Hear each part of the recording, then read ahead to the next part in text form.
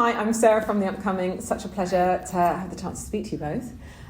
Maybe you could just kick off with a brief introduction to A Banquet. If people haven't seen the film, what can they expect? This is Jessica Alexander, who plays my daughter Betsy.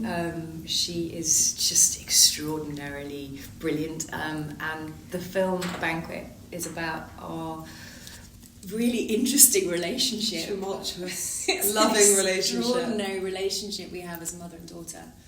And basically it's the epistemology of her belief system, which is I'm exploring what she believes to be true. And I don't know whether it's true or not. And I don't know whether I'm a good parent for believing it or a bad parent for believing it. And it's just kind of crackles with these sort of like, this game of like who knows more and who knows what they're doing and who's doing the right thing. And just these sort of like power games. Yeah. It's fun. Very much, yeah, it is, yeah. And from my character's perspective, she obviously goes through an enlightenment of sorts and believes that her body is no longer her own, it's in service to a higher spiritual purpose, which is what she then tries to explain to her mother, who quite reasonably thinks she's a little bit insane. And, you know, it's a horror in some ways, but it also kind of brings up so many other kind of themes and issues. There's kind of these 3 generations of women and kind of the different pressures they have, the different things they pass on to each other. So, you know, what kind of drew you to being in the film and how you saw kind of the themes that come out of it? You go first. Yeah, I mean, I was very drawn to the film because it's just an extraordinary script and I'd never really seen anything like it before. And, you know, I've been very lucky playing this role as my first role in a film because it's very challenging, it's quite extreme. But wait, what was really the question? Before I like waffle about something. I was listening. I was like, yeah. Yeah, I know. I was quite into it as well. And I was no, keep going. I might go down some path that I'm not supposed to go down. It's all good. It's all good. What drew you to the script? What drew me to it? Yeah. Oh right, yeah. Well, I think being a young person in this day and age, we do all have that fear of what's going to happen next and the world ending. It's genuinely just part of my day-to-day thought process. Like I think about it quite often, what with, you know, climate change and just like the state of the world and politics and everything often seems very, very dire, especially to, I suppose, a younger generation that feels like they're inheriting all these problems and it's like a weight on a lot of people's shoulders. And yeah. I think like Betsy, that's a lot of the reason why she is the way she is and why she feels like she doesn't know where she fits into the present or into the future. The future and how is to serve it and how to serve exactly. this world that feels like it's sort of eating itself and is so delicate and is going to kind of self-implode at any minute and how, what can I do? Exactly. It's so beautiful, that exactly that question of like, what is it that I can do to help the world, which is such an overwhelming feeling. Yeah, but it's something that you do think about regularly. I mean, I see the news and I'm stressed. Like, I think I must do something about this and this and this, you know, and that side of it definitely drew me in because I think it's something everyone can relate to now. So basically you have this like stressed out teenager who's worried about the state of the world. Very stressed. As we all understand right now, you know, in the wake of the pandemic where everyone's freaking out. And she finds a belief system within herself that isn't anything that we're used to. It isn't sort of like God or, you know, a traditional sort of religion thing. And it's really interesting because it's kind of this new system of belief that she sort of creates for herself. Purpose. And I'm challenged to believe it as well. And it's sort of linked to the moon, which I think is amazing because the moon does have mad superpowers. I mean, especially like, on us ladies. Like, we all like sync up, and yeah, it's just a beautiful, very female, very weird, heightened horror. How can you not be drawn to it? Or you can sort of, you know, lose yourself and find yourself in these corners of your mind. And it's so beautifully told by Ruth Paxton, which is why I wanted to do the film. I watched it short and I got on a train to Edinburgh and I was like, this director is amazing. Yeah. And she is. What was the short? What's it called? Be Still My Beating Heart. Exactly. When I watched that, I thought, my God, this woman's unhinged. I love it. I want to work with her. I was booking trains to Edinburgh. Where is she? Yeah, you went and saw her in Scotland, didn't you? Hi, I want to work with you. Hi, you're amazing. Hi. No, she's amazing. And, there must have been some really intense moments on set, some of the scenes you have to do, and then also getting out into the woods. That's and the fun. What were some of the highlights, but maybe some of the challenges? Go on. I don't know. What were some of the challenges? I mean, there's some extreme stuff. If it's hard to do without spoilers, can we say things? No spoilers.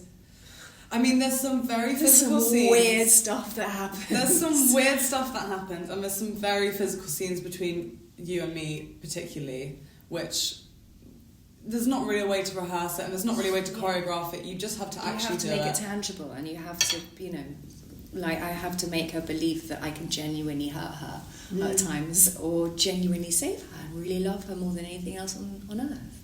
It's this brilliant kind of electric play of who's in charge and who's got what power. Yeah. And it's kind of like, so we had to throw each other through loops. Very much in the safety net of Ruth's guidance of like, this is okay, and this is what you're getting at, and this is what you want from her. And she'd be like, yeah, she whispers in your ear, so like the other person in the scene doesn't hear. it's wonderful. So she took me, the first scream in your face that I did, you didn't know was going to happen, I'm pretty sure. Terrifying. And she took me aside and she said, Jess, I just want you to do this one thing, I just want you to scream really loud in Sienna's face and just don't tell her you're going to do it, but just do it really, really loud. Okay. So I'm like, oh my God. Sienna was like, Jesus Christ, I put my skin. Yeah. And in what ways do you think actually horror as a genre can be a really exciting, genre to work in, because you can touch on all these other themes, but it's not what maybe people are expecting. So there's stuff about eating disorders in there, it's like the control. the darkness of what's in your mind and what's out there, and exploring the parameters of that. So when you've got heightened horror, like A Banquet, you've got sort of all of these worlds. Like you've got sci-fi, and you've got, it's the supernatural, and you've got character-driven drama. There aren't any walls, and you can kind of go to some really, really interesting, really weird places. Yeah. It gets really nice. Because it's not really something that can be defined into a genre. I mean, most people, it depends how you define horror, right? If you feel like horror movies are strictly about jumping and screaming, I think the difference of like a classic sort of horror, right, is because sometimes we feel like the world of horror film is like nothing is quite believable. And where you've got Ruth involved, there's a tangible element of this is real, this is a genuine thing that's happening, this is a real feeling, and it's a thing that happens genuine too. Question. These things are, there's nothing kind of made up and stupid. It's like absolutely what if, and that's what makes it kind of juicy. Definitely. And I think there's just something really fascinating about the study of female relationships, like, because you can see when your mother comes in, that you've obviously had a past, and she's an older generation, she's dealt with you in a different way, and then you're struggling to know how to deal with your daughter. So, how did you kind of see that? And because sometimes it seems she's been quite brutal, but she's doing her best. Well, so Lindsay Duncan, who plays Jean, my mother, Betty's grandmother, she's exquisite. She's just an exquisite actress, but she plays this incredibly malicious role with just this delight and this exquisite joy of her absolute belief in what she's doing is the right thing. And my knee-jerk reaction is, I'm not going to be a mum like you, I'm going to do it my way, I'm going to do it my own way. So I kind of go, I'm not going to do that. So I kind of throw the baby out with the bathwater and do parenting my own way, which is just completely disastrous. No, it's not disastrous. She was trying. Because it's a generational thing. Like, I definitely think that's one really interesting thing about the film, there being 3 very strong generations of women, is you do also get to, amongst many other things in this film, examine the difference between the way generations handle, like, mental health. And, June is coming from a generation where the most sensible and recommended thing was to, ask the doctor. Ask the doctor. maybe send your kid away, like just tell them to sort of just get on with it. There's this fantastic line where she looks at me in the bed and she goes, Spoilers. Oh yeah, I can't do that. Spoilers. That's not really that much of a spoiler. It's such a killjoy. It's not that much of it. It's my favourite line in the whole film. It's very good. She says, I'm going to say it. She says, Don't. Everybody's got problems, darling. Don't be the show. Yeah. It's really good. So what do you hope overall people will take away from the film, in the sense that it does cut across genres, but there's all this complex stuff going on? This question is so hard to answer. Can you just do scream? Just do the big scream. It's very guttural on the film. It's terrifying. What do we want people to leave the cinema with? Terror. I think, I don't know. It's a really beautiful story, and it's a really weird exploration of the way that we all think and feel, but it gives you something. It throws like a rope out there for people like us that, I'm saying like us, that, want something to, you want to know what to do and how to react in a world like this, and so you reach out for ways to kind of control the world or yourself, and to find control in your family. And Betsy's like the bedrock of the family, and I'm scrabbling up and down this slippery slope of trying to be in charge. And through this, there's kind of weird stuff happening, and these very human relationships. And I think it's just a beautiful exploration into sort of a female family and the way they interact. Yeah, and some strange.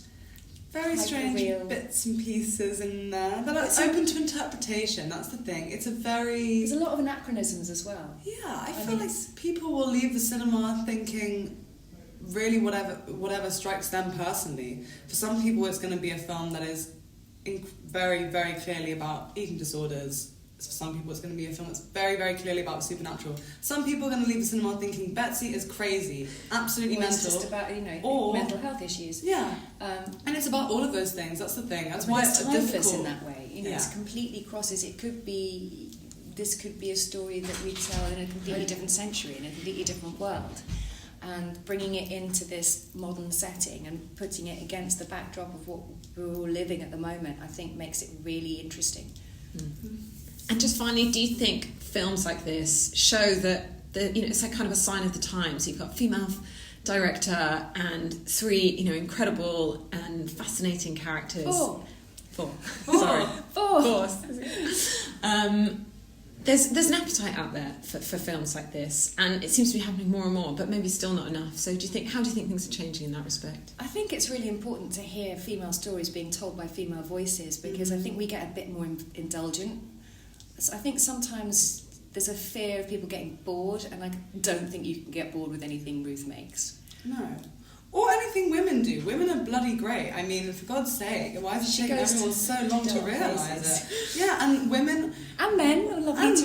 Men are lovely too, but women, like you say, we have this wonderful connection to the moon, and I do believe to the natural world, and women are very intuitive creatures when you talk about female energy, We are very in touch with our emotions, so I think emotional films like this, it's thrilling to watch lots of women going, a little bit mental. It's thrilling. I love it. It's exciting. Or just tiptoeing along the edge of a very tricky little To line. quote the title of a very good film, Women on the Verge of a Nervous Breakdown. Oh, I love that film so much. But no, I think it's something that is obviously happening more and more. But there's obviously a lot more to be done. Men have loads of films. Give us more. That seems like a great place to stop. Thank you so much for your time. It was really great to speak to you both. And